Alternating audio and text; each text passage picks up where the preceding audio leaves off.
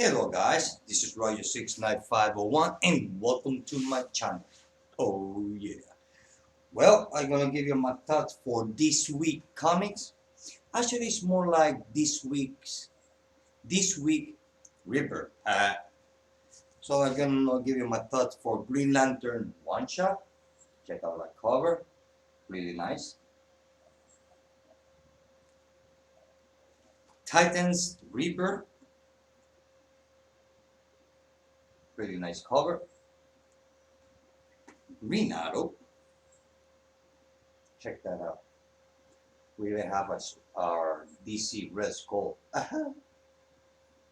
Conehead, actually. Justice League 51. The Superman Rebirth. Look at that. Awesome. Love this cover. And the last one is Batman issue #1 or Rebirth. Look at that. Okay. Well, I'm going to start with no particular order. So I'm going to start with Batman. Well, Batman. Basically, it was really good. Basically, kind of like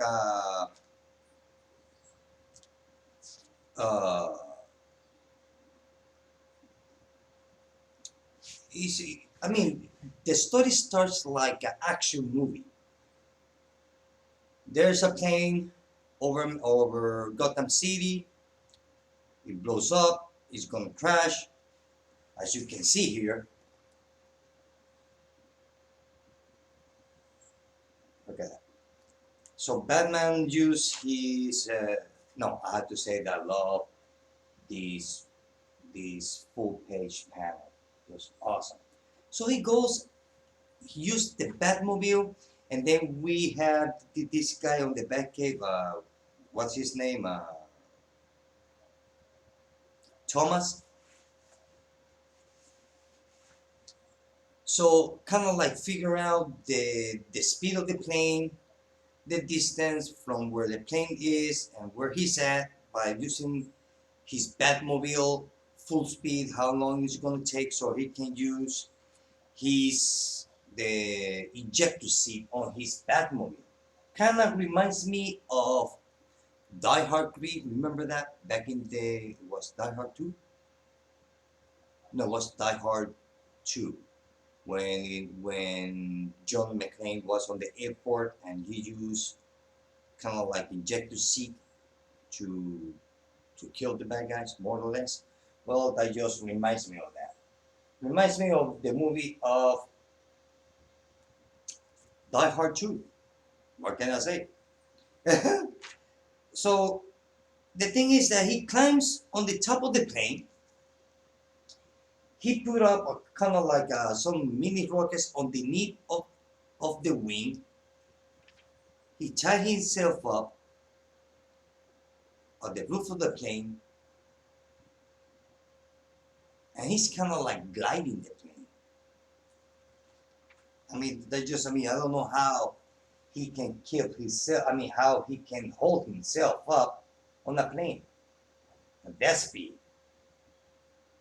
Hey, what can I say? I mean, anything can happen in comic books. I know. So basically, the whole story goes around that. How Superman saved the plane. How he managed to take the plane and flip it over so that we can fly between buildings. As we can see here. Right there. Right here. Not only that. We see someone in the shadows looking from the distance. Typical bad guy. Look at that.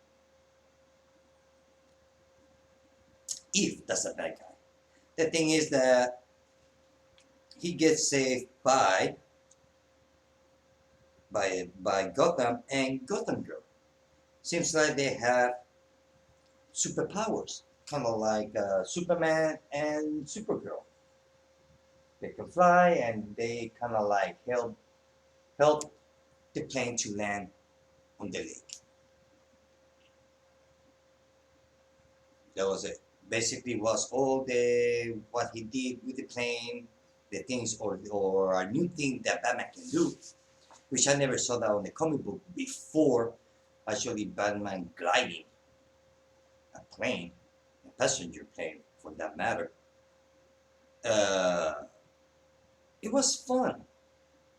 I was expecting more mystery, more a mystery. Now, don't get me wrong. I like this story. Just been reading Batman by Scott Snyder for so long, for how long? 5 years, 4 years, or five. Now, when there's a new writer, kind of like gonna take time the transition from one type of writing to the new one. So, but it was good. It just the part of the plane I did not get. I mean, I understood what he was doing. Just I did not know that he has the physical strength to do that, even though that he was strapped down to the roof of the plane. But still, ah, I know. But other than that, it was a fun book, so I would give it 4 out of 5. Now I have to say that the art it was nice, the colors of it was nice, you know. So basically, like I said, this is the introduction of this Gotham and Gotham Girl. Who are those characters? I have no idea. So I guess eventually we're gonna find out. Next one is Superman. Now check out this cover. Now this was really good, really good. The whole story goes around that he goes to visit Clark Kent's New 52 grave, and he kind of like touched the ground, and the ground turns blue, and he starts remembering about memory. Ah. So the thing is that I like this page when he decided, well, there's a new Superman in town. So it just fell away. So I like this page because kind of like give you like a backstory of Superman's life, the pre New 52 or Superman from the 90s. Basically, this Superman here is from the 90s, believe it or not. So doing his thing. The thing is that we see his son right there giving a thumbs up like, yep, he's my daddy. But notice his toys. I noticed that one of them looks like one of those parademons from the movie, and the soldier here like also appears on the movie. Now the other toy that looks in an arm, I have no idea who it is. So it seems like the whole story goes around basically it's a story about family. Father, mother, and son. That's it. Reminds me a lot of, remember that series that came out, Batman and Robin, the relationship between Batman and Damian. That on the beginning, some of us, I was one of them, that did not like Damian because he was obnoxious, pain in the ass kid, a brat. Well, the same thing here. The difference here, the Superman's son, John, well, he's not obnoxious as Damien. He's more respectful. But basically, it's about the relationship between father and son, but in this case, father, mother, and son. Superman's son now is starting to develop his superpowers slowly. The thing is that, he have to go to the field, he take his cat, and the cats get caught by an eagle, as we can see here. I guess that the eagle confused the cat with the rabbit. The thing is that the kid gets so desperate that he used for the first time, or I don't know, he used his heat vision trying to save the cat. The thing is that, well, he kills the eagle and the cat. So his cat and the eagle, well, they were cooked. The thing is that not only that, there is a girl in the distance that saw him using his powers. So there's a new twist. who's this, who is this kid? So he goes back home. He doesn't tell his father about what happened to the cat and all that, talking about we have to keep our secrets and this and that. The thing is that Superman's son, he lost it. He says, "Don't use me as an excuse to be a bunch of liars." I mean, he just got pissed off. I mean, Superman's son just got pissed off. So Superman says, "Go to your room." So he went to his room. The thing is that the little girl stopped by to say hello, try to introduce himself. The thing is that in the middle of the night,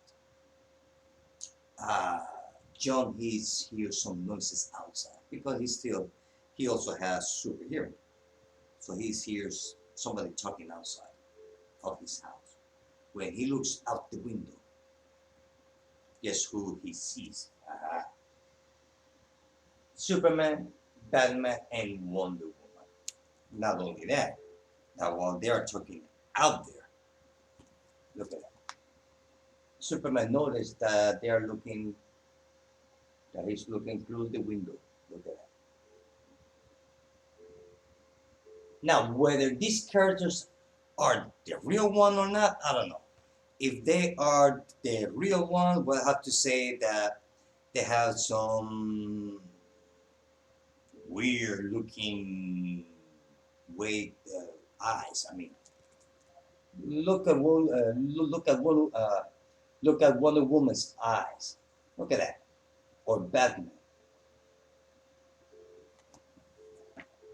They have the eyes like demons or something.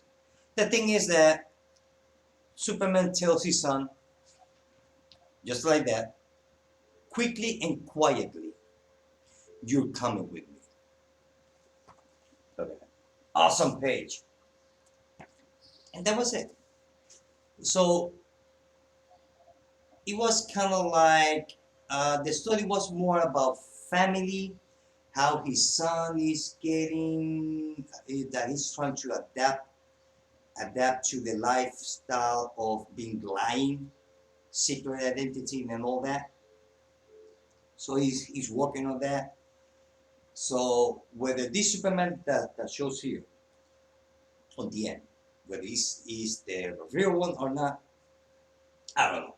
They also mentioned here eradication. Maybe we're gonna see the Eradicator back again. I hope so. I always liked that character. Although for this new version, I mean for Rebirth, it's gonna be different. Although they change him in the New 52, so we'll see. But I like the mystery of the story. Like the art, love the cover. The colors are nice. So I mean, wow, I love it. What can I say? I really like this Superman book, and I would give it 5 out of 5. Get it. Next one is Justice League 51. Oh boy, what a book. Basically, the whole book goes kind of like going through memory lane. I guess I can call it that way. When the first time they attack Darkseid, the thing is that after the attack of Darkseid, when Cyborg used that, he's now kind of like a wound box, a mother box. So the thing is that during that attack, there are some cracks on the time and space. Yeah. So through all those tracks, different creatures from different timeline or whatever, they all arrive into planet Earth. I know why everything happened. I mean, I always wonder. I mean, the universe being so big, everything always end up in planet Earth. Yeah, but I guess if nothing happened here, I guess we will not have comic books. So I guess, yeah, bring them on. The more they will bring, the more we can read. So back to the story. So the whole story goes, fight, Batman decides to take Robin to be part of the Justice League or have the experience working with the Justice League, which this Robin happens to be Dick Grayson. So we see here different characters from different universe or timeline. The thing is that the whole book goes around Robin being part of the Justice League, at least for one day. So, he see someone on top of a building. There is always somebody on top of a building. Uh, the thing is that this person kind of reminds me of Brainiac. Oops, where is it? Here? This one here. Kind of reminds me of Brainiac, although it's not Brainiac, but kind of like reminds me of him. So he's one of those uh, entities that came through the cracks on the time and space. So he's explaining the Justice League about it. But there's another character, another one that is sitting on the shadows, looking. Look at it. So he just trying to take advantage of the crack in the time space. Also, on this panel here, this specific panel, this one here, he had established that the new 52 or this new rebirth is prime Earth. They have established here, this is prime Earth. So some of us were thinking, well, rebirth is going to be some other timeline or some other, well, it's not. It's prime Earth. So he's going to take advantage, kind of like to invade planet Earth, like always. So here we get to see Superman fighting with this giant Goliath. I mean, strong guy. The thing is that he was getting his ass handed to him until Aquaman give him a hand and he just knocked him out. So that just also established that Aquaman is still a tough guy and not the guy that only talks to fish. The thing is that they managed to fix it, this and that, and that was the end of the story. It was more like a filler than anything, like a filler and establishing something for establishing a new storyline. Whether it's going to continue on Rebirth or not, I don't know. But if they're going to, well, they will do it later on in the future. So basically, like what you see on the cover is what you see on the inside. It's the first experience of Dick Grayson working with the Justice League. Even though that he felt out of place, he did a good job and he actually helped to save the day. Well, actually, he saved the day. In a way. So that was it. It was a good book, good story. It just was like a filler. Nothing more, nothing less. The art was nice. Loved the art, but that was it. Just a simple filler story. At least that's how I felt about this book. So I would give it 4 out of 5. Next one is Green Arrow. Well, basically the story is that, well, Green Arrow and Black Canary now are working together and they had their first one night stand together. We don't know. Well, we were expecting that. We see that they're chasing some underground people, big teeth, big eyes, no ears, ugly. They're kind of like kidnapping people. So, like I said, hello, pretty bird. So basically, the whole issue goes around their relationship. They decide to take the day in town. They went to have kind of like spend the day together, whatever that is. So the whole story goes around it. and their relationships. The thing is that Oliver, he gets attacked. I mean, he just end up like, look at that, look at that. I don't know how he can, how he's going to survive through all that, because he has arrows all over the place. So, but hey, he managed to survive, believe it or not. Hey, it's comic books. Anything can happen. The thing is that on this issue also shows up Shadow. Look at that. Awesome, huh? So it's kind of like two stories in one, but seems like that eventually those between Green Arrow and Black Canary and this Shadow, they're chasing or looking for the same thing. Kind of like my mistake identity. That's what it looks like. Like they are this story. I like the the the story, the relationship between Green Arrow and Black Canary. I like that. I want to see how far they. I mean, where they're gonna go with it. They're gonna make it work or not. But I'm very intrigued about this book. I'm very intrigued. It was really good. It was really good. I had to admit it. Although the first one was okay, I thought it was good though. So, but this one was a lot better. And I would give it, believe it or not, 5 out of 5. Next one is Titans issue number 1. Check out this cover. Okay, Titans. The whole story goes around memory lane, going through the memories of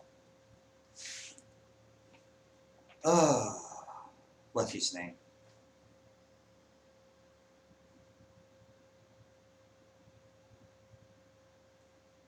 Wally West. Through the memories of Wally West. So he ended up being in Dick Grayson's apartment. He finds a picture, kind of like a album of old pictures. So they have a confrontation. They don't know each other. The thing is that they get into a fight. Now, the thing is that the way that Nightwing recovered his memory was because, oh, not only that, look at this page here. You see, Flash used kind of like a blue spark. He created kind of like a blue spark that whoever gets zapped by it, well, kind of like recovers the memory. So I guess if you forget something, you just give yourself an electric shock and you will remember. I don't know. Or taser. You know, so why did he start kind of like tasing everybody with his blue electric shock? And the thing is that the whole story goes through that. They even remember the first time that when they were part of the Titans in the beginning, that they used Batmobile, Dick Grayson and Wally West when they were young. So I guess they probably got into big trouble. So eventually everybody remembers everybody who's who, everybody remembers about Wally West. So, and they talk here about Mr. Twister, which is the main antagonist from Titans Hunt. So, can be possible that this Mr. Twister can be part of Dr. Manhattan and Ozymandias or Mr. Us? Why not? Who knows? Maybe. So basically, this whole rebirth is going around Wally West. So which everything on the end is gonna be all connected to. So actually, the key element from this whole rebirth is Wally West. So I have to say that I like the story. I really like it because I really love Titan Hunt. I really like it a lot. But I'm not sure about this Mr. Twister. Although Wally West, he's not the one who mentioned it. It was Nightwing. But he said, well, I don't know his name, but I know he was one ugly guy. So, but maybe there's a connection between Mr. Twister and Mr. Oz and Dr. Manhattan. Who knows? I don't know. But other than that, I really like this story and I will give it 4.5 out of 5. The last one, Green Lantern #1. Check out this cover. Well, this is the first mission of Simon Bass and Jessica Cruz. You know, they get their call. There's an emergency in such a place, sector whatever on planet Earth, just go there. So they go there. The thing is that when they go there, I have to say that I like the art and love the colors. Now look at that art and the colors. Look at that. The thing is that once they get to that town, they confront a guy, say, I did everything what I was told, and I protect the tower, and I want my blue ring, and I want it now. So we have the Green Lantern that they're practically brand new. They don't like each other in a way. They don't have experience, nothing at all. So they're just trying to learn their way around. So they bump to this guy saying, well, I want my ring and this and that. Not only that, that he's wearing a t-shirt that has the symbol of the Red Lanterns. As you can see it right there. The guy with the shotgun. So they finally knock him out. You know, chihi chiha, everything's over. The thing is that while they were there, they see a body, dead body nailed on the wall. Seems like an alien. But obviously, it had to be alien. So there is. So after that, Jessica Cruz she sees the basement, and the basement is full of dead bodies. Now, all these dead bodies, I thought they were aliens. Well, they're not. They're all humans.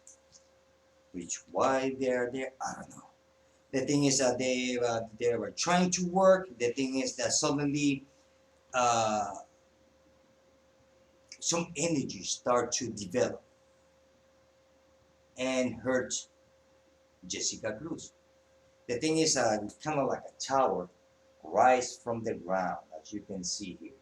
Red tower. So I guess, you guess, as I guess, is the Red Lanterns. So at that moment, some agent shows up from Argus, saying, "Well, you know, we are gonna take over, so go home. You are contaminating this place." Simon Bass, he gets kind of like he did not like it, so he go to kind of like argue with the lady, but the lady say, "Look, we are from the government, so if you do not want to get in trouble, just walk away." Even though that he's been proved innocent of his terrorist charges uh, from some old comic book. I think it was New 52 zero year or zero issue. So why Amanda Waters behind this? I don't know. The thing is that from there we go to the Red Planet. As we can see, prostitutes showing love to Blaze. He has a weird way of showing it. The thing is that, to make the long story short, seems like Acrositus, he has planned to invade planet Earth, obviously. But not only that, the people of that town that they get possessed or with a rage, kind of like the eyes turn red. I believe that has to do with the tower that was raising on that town. I can show you. And that tower is being Acrositus is searching for that tower. You see, according to the story, the Red Lanterns are dying because they say that a universe without rage, it will die. It will be not balanced. I mean, you have to have good and bad to have balance. So you have to be happy and rage. So according to the story, the Red Lanterns are dying because there is not enough rage. Imagine that. So seems like that the tower that I showed you that was rising on that town. Well, that's how maybe that's what the prostitutes are looking for. So he will send Blaze to planet Earth for that tower because that black tower, red tower, because that red tower is excuse me, is their salvation. And that's the story.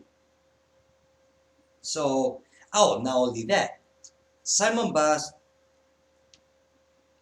he developed a new power, which is called uh, Emerald Sight. Seems like he can get, I don't know if that means that he can see the future or the past, or he get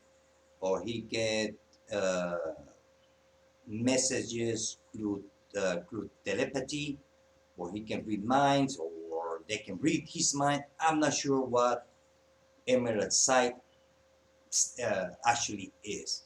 Seems like he can get different, kind of like Xavier, in a way, from the X-Men.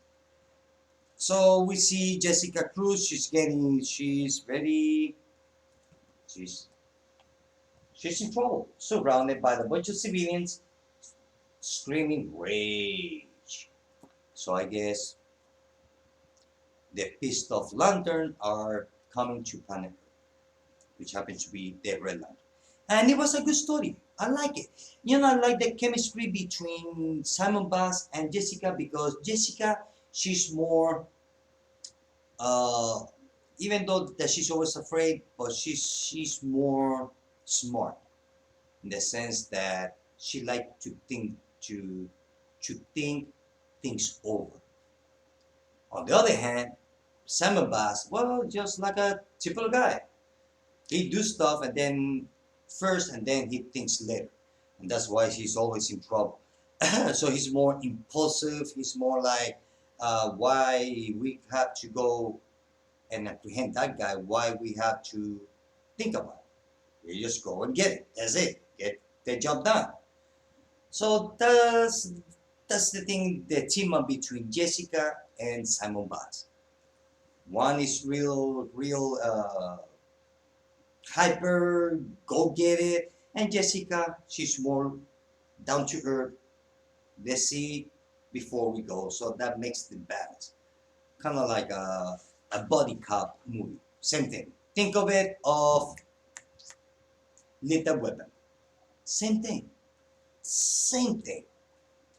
If you like the movie Little Weapon, the relationship between Martin Riggs and Roger Mortal, which happens to have the same name as me. But anyway, so that they make a balance. Same things here. Think of it as Little Weapon, but with rain. So it was really fun. I like that I'm gonna see the Red Lanterns. I like it. So I'm looking forward for issue number 2 and see how it goes. And I will give this 4.5 out of 5. Now, the best cover. The best cover goes to Well, best cover goes between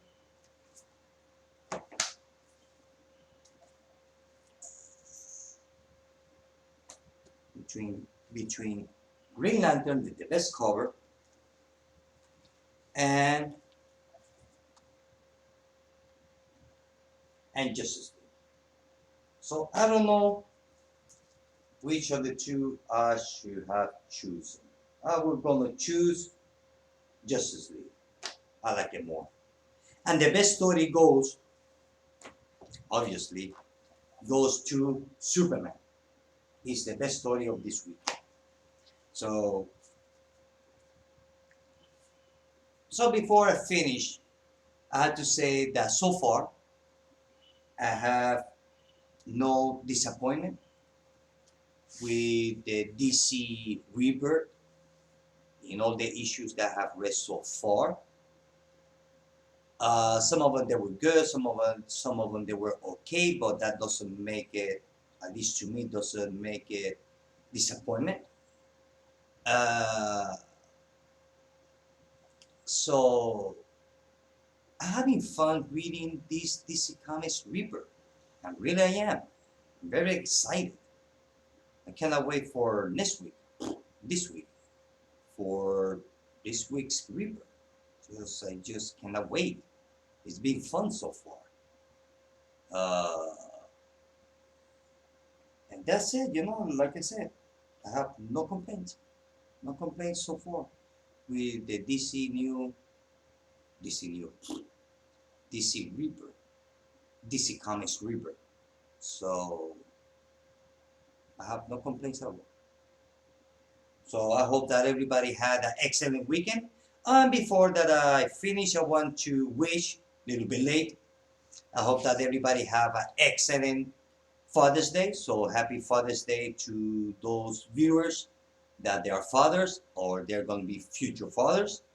So happy Father's Day. I hope that everybody had an excellent week, and I wish everybody had an excellent weekend, and I wish everybody to have an excellent week. Well, guys, this is it. I hope that you like this video. Till then, bye.